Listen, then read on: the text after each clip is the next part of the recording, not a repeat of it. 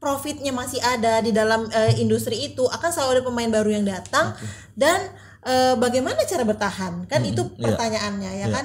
Nah, it is very important untuk kita punya brand DNA yang kuat. Tapi ternyata setelah melewati itu, jadi kita kayak sama-sama saling lihat-lihatan.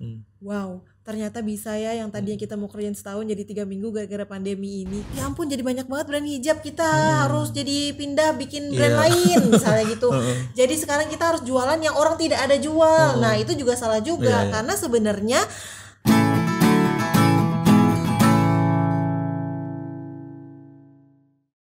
Halo teman bos, kembali lagi dengan saya Hifzoir di Boskes, podcast buat bos dan calon bos, persembahan dari Kementerian Investasi PKP. Nah teman bos, buat kamu nih ya yang mungkin sekarang udah punya usahanya udah berjalan dengan sangat baik, terus tiba-tiba kayak ngerasa, wah kok banyak banget ya orang-orang yang bikin produk sama kayak saya gitu. Padahal kita udah ngerasa tuh ya produk kita udah paling bagus, udah paling laku. Tapi tiba-tiba banyak banget bermunculan produk-produk yang sama. Nah hari ini kita bakal ngobrolin tentang hal itu ya. Dan juga bagaimana sih berinovasi dalam berusaha. Dan kali ini kita sudah kedatangan dengan tamu yang luar biasa juga. Yaitu CEO dari Button Scarves. Ada Mbak Linda. Kak Linda aku boleh panggil Kak ya? boleh dong. Iya, aku masih adik-adik soalnya. Adik-adik yang tidak imut ya. Kak Linda, gimana sih dulu awalnya mendirikan Button Scarves itu? Ini emang passionnya di dunia scarf kah? Atau dulu sebenarnya cita-citanya apa nih Kak Linda? Cita-cita ya. Kalau berbicara cita-cita berat nih. Tapi sebenarnya cita-cita aku tuh berevolusi. Waktu aku kecil banget kepengen jadi penyanyi. Tapi ternyata kayaknya nggak nyampe ke sana ya skillnya. Terus akhirnya setelah aku udah SMA berubah cita-citaku pengen jadi entrepreneur. Emang dari SMA udah pengen jadi entrepreneur. Tapi sebelum menjadi entrepreneur, aku sempat kerja dulu di beberapa institusi. Salah satunya di institusi negara juga. Jadi aku sangat dekat nih dengan institusi pemerintah. Nah, kalau ditanya awalnya Button Scarf itu mulanya dari apa gitu kan? Sebenarnya itu tuh berawal dari menjawab keresahan pribadi. Jadi awalnya aku tuh biasalah namanya perjalanan hidup, kita kan juga kayak berubah, kayak tadi cita-cita berubah, aku pun juga berubah dari yang tadinya outfitnya tidak berhijab, akhirnya berhijab. Nah setelah berhijab itu pakai produk scarf, tentu kita kepengen cari dong di pasar apa ya yang kira-kira sesuai dengan penampilan baru aku gitu. Nah di situ along the way aku tuh kayak malah menemukan opportunity. Di Indonesia yang marketnya sangat banyak, muslimnya itu yang paling besar di dunia, tapi kok kayaknya tidak begitu banyak ya brand scarf atau brand yang fokus ke hijab, which is kalau kita udah pakai jilbab kan jadi kayak kebutuhan utama gitu. Dari situ aku ngeliat datanya, terus habis gitu biasalah kan kalau kita kerja di kementerian selalu berbicara data dan riset dulu riset dulu. Dari riset itu terus aku ngeliat kayaknya potensinya besar ya ini untuk market ini. Dari situ aku akhirnya berawal dari kebutuhan pribadi, kepo-kepo opportunity, dan ternyata peluang marketnya itu sangat-sangat ada dan sangat besar, dan belum belum banyak pemainnya di target market yang aku mau gitu. Jadi akhirnya lahirlah Button Scarf ini dengan produk awalnya itu hanya single produk, yaitu menjual scarves gitu. Ya. Berarti tadi awalnya berawal dari keresahan pribadi hingga hasilnya riset gitu ya kayak. Untung keresahannya tadi mengenai scarf ya. Saya juga gitu, keresahannya tentang badan saya yang besar. Mungkin bisa bikin produk bagaimana caranya untuk mengatasi masalah itu. Jadi kadang-kadang itu ide bisnis itu bisa datang dari mana aja. Jangan dari jauh-jauh dulu ya, dari yang dekat-dekat. Nggak, aku sekarang jualan baju big size gitu Kak. Bagus. Itu jadi kayak kamu jadi bisa mempelajari target customer kamu. Sama banget sama aku. Jadi aku itu kebutuhan aku yang aku jadikan sebagai produknya. Nah kalau Mas mungkin agak big size, jadi bisa jadi opportunity juga nih untuk teman-teman yang mungkin butuh baju big size bisa. Nah itu salah satu cara mencari ide untuk bikin bisnis tuh kayak gitu sih, simple. Ya nggak perlu yang jauh-jauh ya Kalinda ya. Karena dulu aku bingung pakai baju kok susah banget nyarinya ya yang ukuran aku ya. Mau pakai spanduk pecel lele kayaknya. Nanti sini gambar lele lagi. Justru jadi sekarang menjadi solusi ya. Iya, sekarang jadi solusi buat aku dan juga semoga bisa solusi buat teman-teman. Begitu juga Kalinda ya. Tapi yang aku tahu nih button scarf ini sungguh sangat premium sekali gitu kan, kualitasnya luar biasa dan juga mungkin kayaknya nih aku nebak-nebak nih Kalinda ini memang targetnya itu buat menengah ke atas atau enggak juga gitu. Betul nggak tebakan aku Kak? Oke, jadi sebenarnya tebakannya Mas itu benar. Jadi yang aku lakukan adalah di awal sebelum aku memulai button scarf ini, aku memetakan dulu target marketnya. Nah, jadi di Indonesia itu ada bagaimana sih demografinya segala macam. Dari analisis itu aku melihat adanya peluang untuk mengisi di market middle to up. Premium market di Indonesia. Waktu itu belum jarang tuh masih jarang lokal brand yang target marketnya itu. Nah, jadi aku mau explore di situ. Sebenarnya sesimpel mungkin aku lebih memahami target marketnya dan aku jadinya tuh kalau memahami target marketnya jadi tahu nih produk apa sih yang bisa kita sajikan ke mereka, standar minimalnya harus seperti apa gitu. Jadi kalau aku waktu itu bener-bener tuh kayak mempelajari banget lah. Kepo banget lah, kayak misalnya Mas nih mau bikin baju big size, pasti mempelajari banget perilaku orang big size kan. Dari aku, dari teman-teman aku bener. Gitu. Terus ternyata mempelajari, ternyata kalau orang big size itu suka pakai bajunya tuh yang adem, yang kayak gitu. Betul. Jadi dari situ belajar bikin produk yang sesuai. Nah, kalau aku juga begitu. Aku pelajarin target marketnya maunya middle up, dari segi gaya hidup seperti apa, mereka itu sukanya warna yang seperti apa, terus lagi spesifik bahan harusnya tuh tingkat ademnya seperti apa. Jadi dipelajarin dulu semuanya baru aku launchingkan produknya. Sehingga target market kita tadi itu menyambut baik produk yang kita kasih. Kan ibaratnya tuh gini, nggak asal-asal jual. Betul. Karena aku percaya banget kalau misalnya kita ngasih produk ke pasaran, kalau produknya itu bagus, marketing itu akan lebih mudah memasarkannya dan produk itu bisa berbicara dengan sendirinya. Kayak aku tuh dulu ingat banget belum punya tuh budget marketing untuk endorse atau apa segala macam. Yang memarketingkan button scarf itu adalah sebenarnya customer sendiri. Dari mulut ke mulut. Dari mulut ke mulut. Berawal dari karena harganya itu bisa dibilang cukup premium, banyak banget di awal-awal tuh aku terima message kayak gini. Itu apa sih, terbuat dari apa sih kok mahal banget gitu, pertanyaannya selalu begitu. Jadi aku sempat ada di masa aku yang jadi admin Mas. Jadi sama saya juga masih jadi admin. Finance semuanya saya, emang cuma saya sendiri. Jadi do everything everything. Benar, jadi do everything. Jadi waktu aku masih menjadi do everything itu aku tuh mempelajari banget, jadi tahu banget customer tuh kesannya gimana terhadap produknya. Jadi aku tahu juga how to improve gitu. Jadi kayak awalnya mereka kan bilang produknya mahal ya gitu. Tapi begitu mereka sudah coba produknya berbicara dan mereka dengan sukarela merekomendasikan produk kita kepada teman, kerabat dan semuanya. Nah, dari situlah jadinya tuh word of mouth berkembang dan dengan sendirinya produk kita itu menjadi terpasarkan, kira-kira begitu. Kalinda, berarti button scarf udah berapa tahun Kak? Sekarang masuk tahun ke-6, nanti bulan Februari kita akan bulan Maret kita akan celebrate 6 tahunnya button scarf dan akan ada kejutan baru. Wow, apakah saya akan menjadi brand ambassadornya?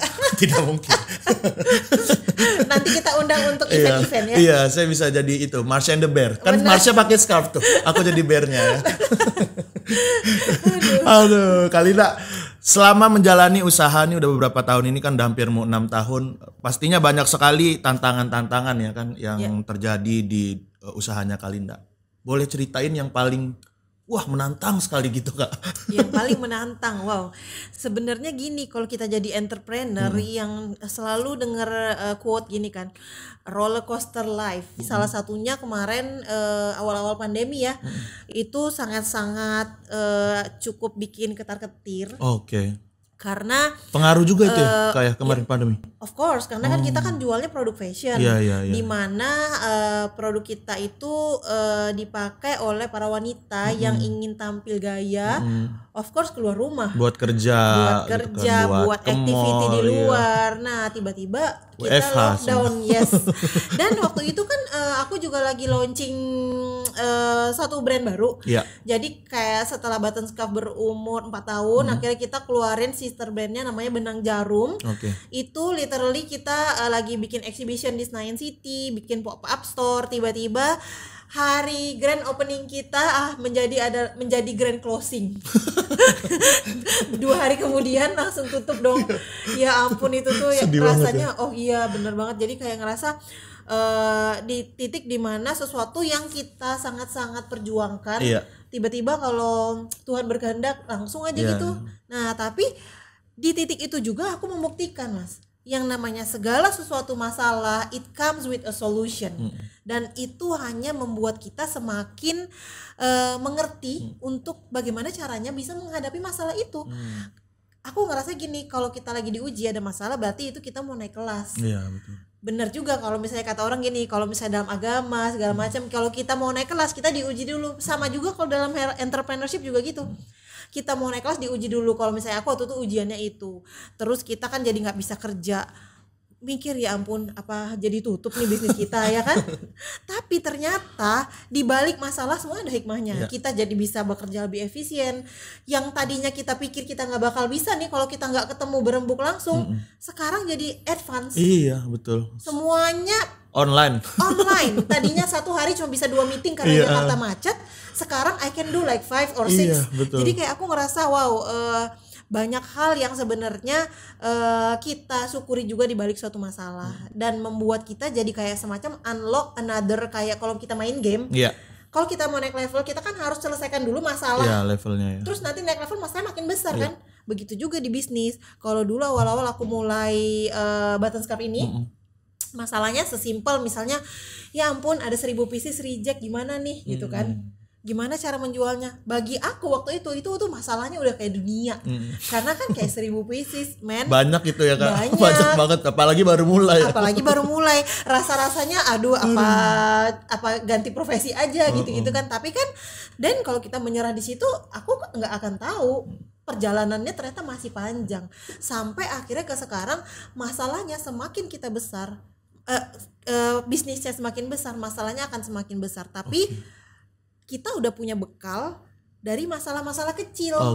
Kalau misalnya kayak teman-teman emang siap untuk menjalani this roller coaster of life, I think you're ready to be entrepreneur. Siap-siap ya, tiba-tiba barang-barangnya rusak semua ya Kak ya. Saya juga ngerasain tuh, nggak kejual bertahun-tahun. Itu juga masalah utama untuk para entrepreneur kalau inventory ya, benar. Iya. Dan mungkin juga aku pengen nanya pengalaman Kak Linda nih. Salah satu yang menantang buat para pengusaha nih, teman bos juga mungkin adalah mengurus perizinan legalitas. Dulu mengalami hal yang sama nggak Kak Linda?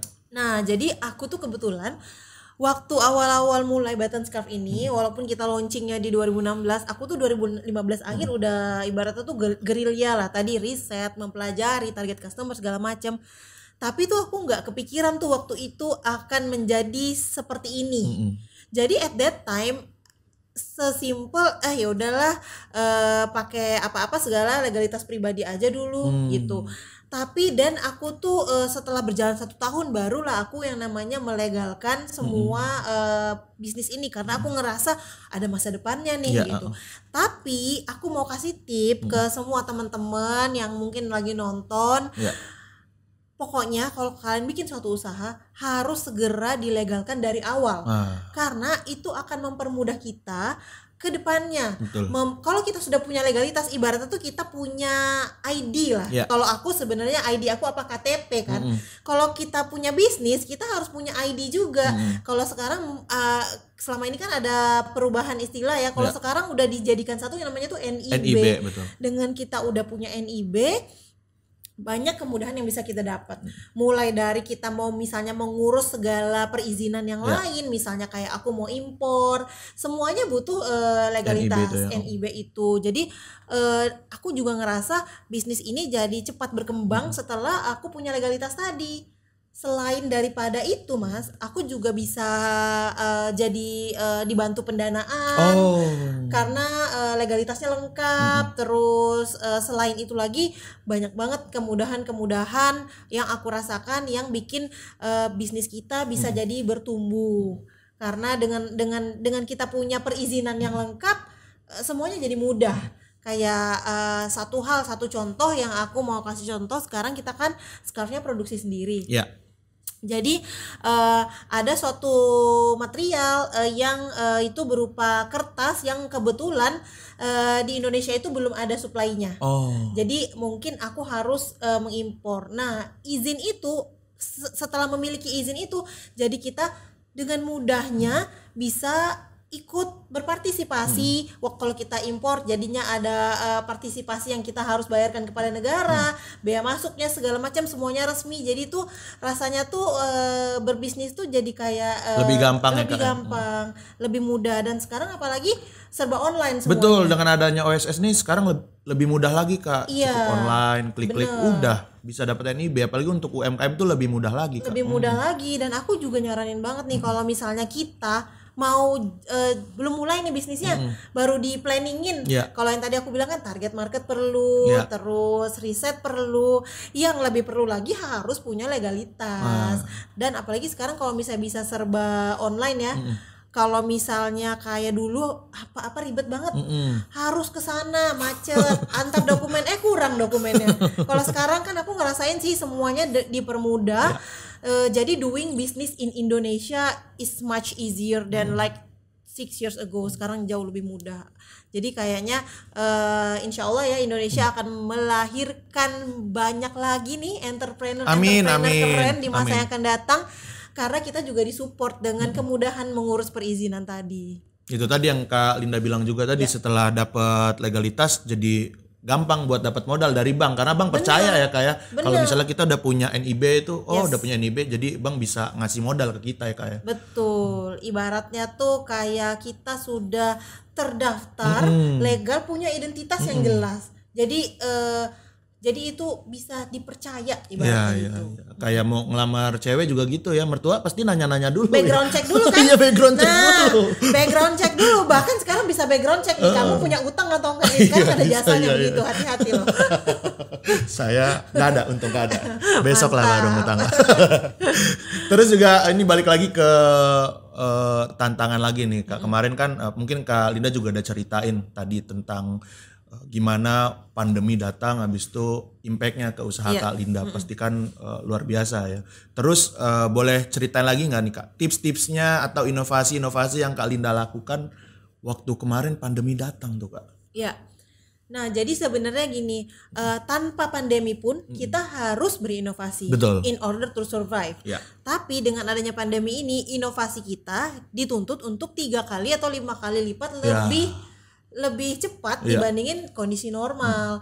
Nah, kalau misalnya kayak without pandemic, inovasi secara continuous yang aku lakukan adalah inovasi produk tentunya. Karena winning product akan memenangkan segalanya. Jadi produk yang bagus, disupport dengan marketing yang bagus, disupport dengan tim komersial yang bagus, disupport dengan segala sisi yang bagus, itu akan menghasilkan output yang bagus juga. Dari sisi mana sih inovasi diperlukan? Dari semua sisi. Tadi kita produknya supaya improve, dengarkan kata customer.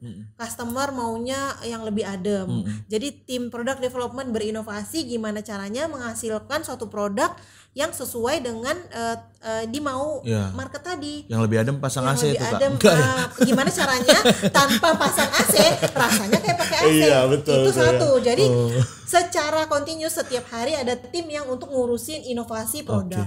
Ada juga yang tim untuk menginovasi marketing way.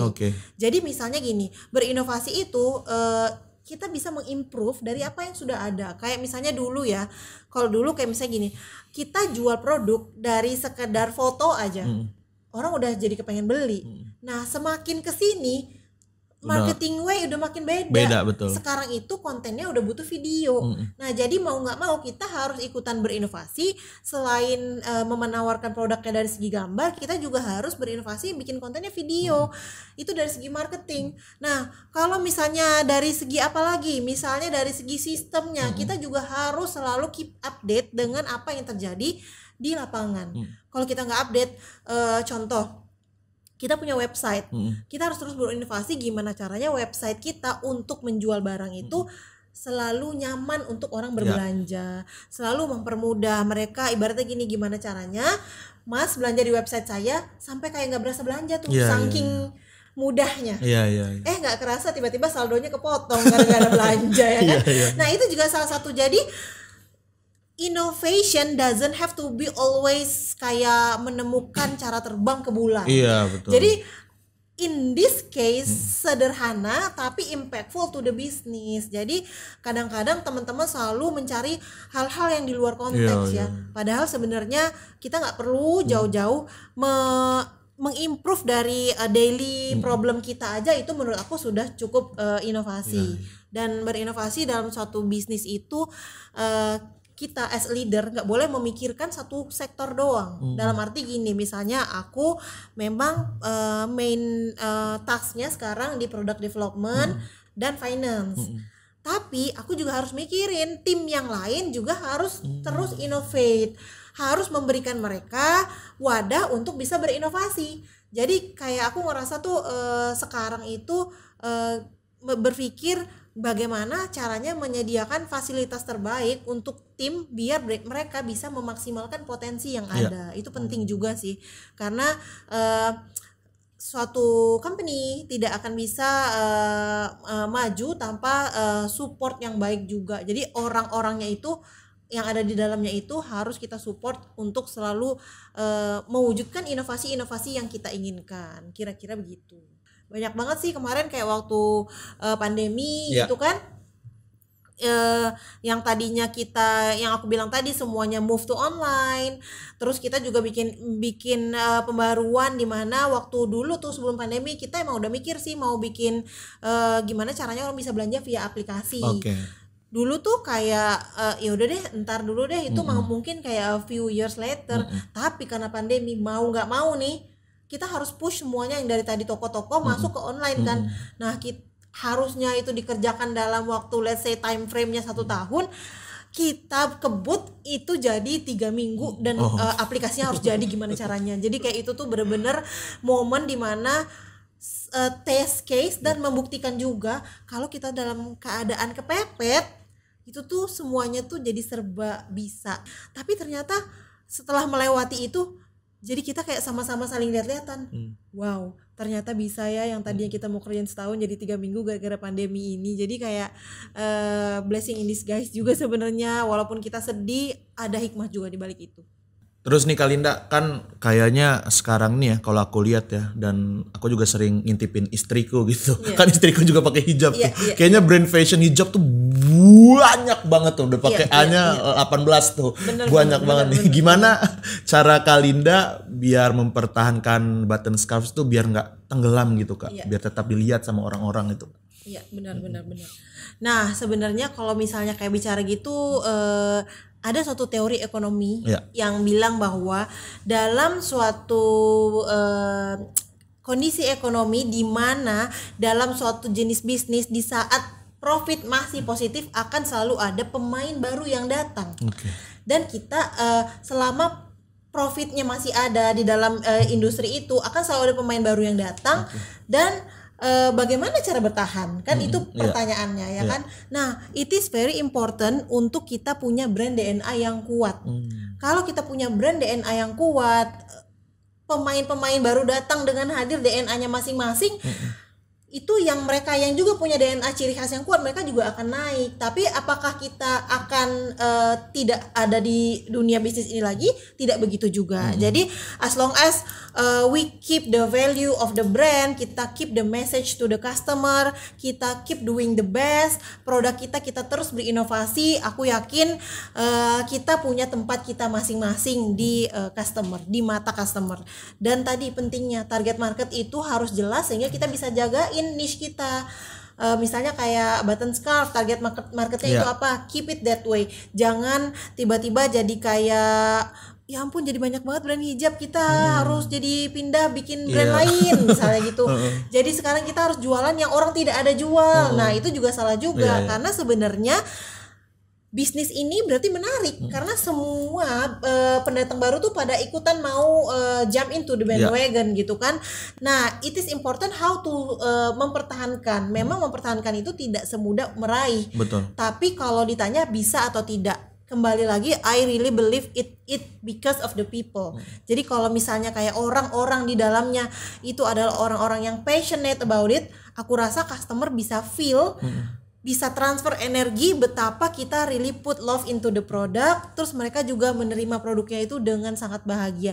Jadi apa yang mereka bayarkan untuk produk itu tuh tetap worth it dan loyalitasnya juga terjaga. Jadi aku tuh selalu ngerasa penting banget untuk dimanapun stage kita sudah berada, kita harus jagain banget nih produk kita.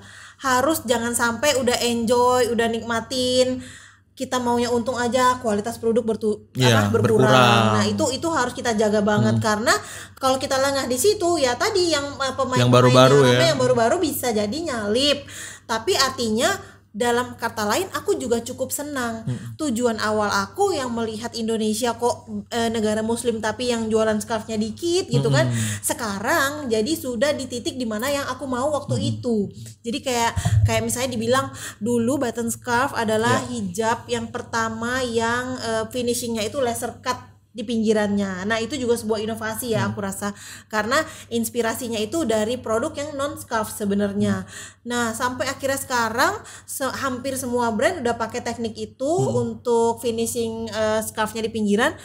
Di sisi lain aku ikut senang, karena sesuatu hal yang aku awalnya pikirkan it would be nice kalau kita pakai di scarf, dan sekarang semua dipakai oleh orang-orang. Jadi artinya tervalidasi dong, idenya berarti bener ya. This is something nice nih kalau bisa punya pinggiran scarf yang unik yang menunjukkan brand DNA suatu brand tersebut gitu. Jadi kalau untuk teman-teman yang mungkin baru mulai, jangan takut sama apa yang sudah ada di market.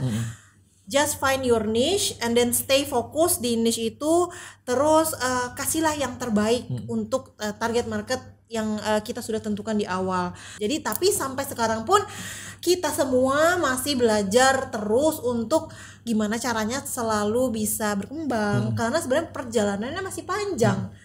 Kepengen banget bisa jadi brand Indonesia yang mendunia. Itu sebenarnya visi kita ke depan, karena banyak banget brand dunia yang bisa masuk di Indonesia. Kapan ya brand Indonesia bisa mendunia?